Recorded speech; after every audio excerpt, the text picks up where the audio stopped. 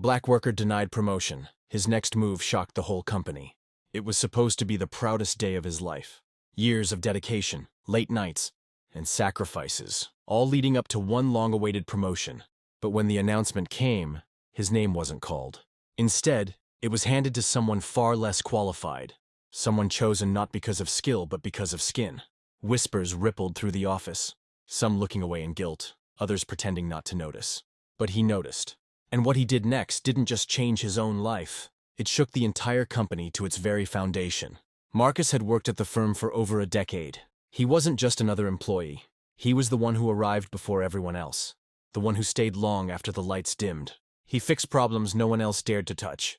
His co-workers often joked that if Marcus left, the whole building might collapse.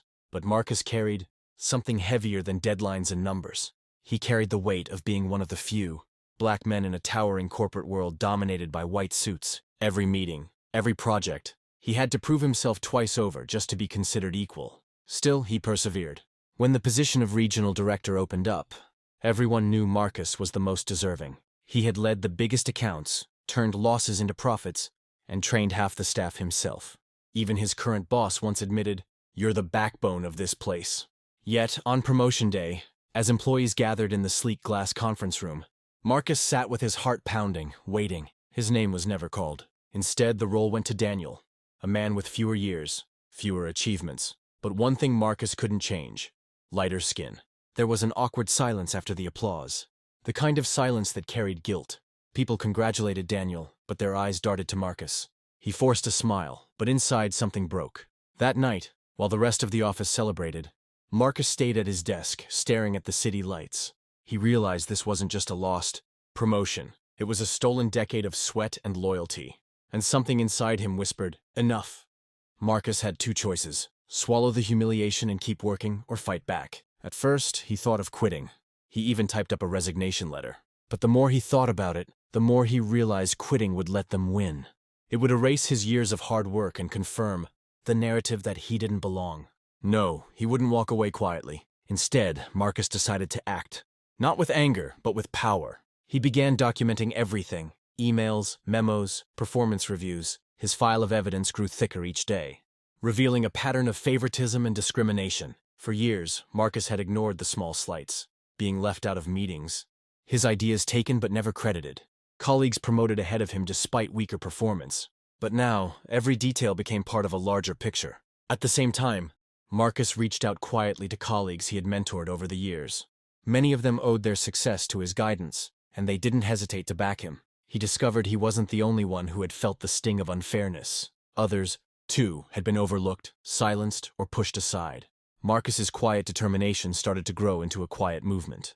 Weeks later, while Daniel struggled in his new role, Marcus worked with precision. He wasn't just planning a complaint, he was preparing a case. He contacted an attorney specializing in workplace discrimination, and together they crafted a strategy. But Marcus didn't stop there. He also connected with an influential client who trusted him more than anyone else in the company. Marcus shared his story, and the client was furious. They hinted they'd reconsider their partnership. If this injustice wasn't addressed, word spread through whispers. The office began to buzz with tension. Daniel's leadership faltered while Marcus, still in his old role, continued to deliver results nobody else could match. The contrast became glaring. The tipping point came when Marcus discovered a confidential email exchange between executives, carelessly left on a shared drive. The words were chilling: jokes about Marcus, doubts about putting someone like him in a leadership role, and a blatant admission that Daniel was chosen to fit the company's image. That was the final piece. Marcus didn't just have a story, he had proof, and he was ready to act. The day came like any other. Employees shuffled into the conference room for the quarterly review, expecting charts, numbers, and Daniel fumbling through another presentation. But this time Marcus stood. He cleared his throat and projected his findings onto the screen. At first, people thought it was another report. Then, the words appeared. The very emails that revealed the truth. Gasps filled the room. Daniel froze. Executives shifted in their seats, their faces pale. Marcus didn't raise his voice. He didn't need to. He calmly laid out years of evidence. His performance reviews, financial turnarounds, the clients he secured, all contrasted against the reality of being denied. Not because of merit, but because of color. The silence was deafening. Then came the bombshell. The attorney Marcus had contacted walked into the room, followed by the influential client who had warned the company. The client announced in front of everyone that they were suspending their partnership unless the injustice was corrected immediately. Executives panicked. Daniel sat speechless, his promotion slipping through his fingers. For the first time, Marcus wasn't invisible. He was undeniable. Within days, the story spread beyond the walls of the company. Media outlets picked it up, headlines exposing how a black worker had been denied his rightful promotion by a corporation. Blinded by prejudice, the board had no choice. Executives were forced to resign.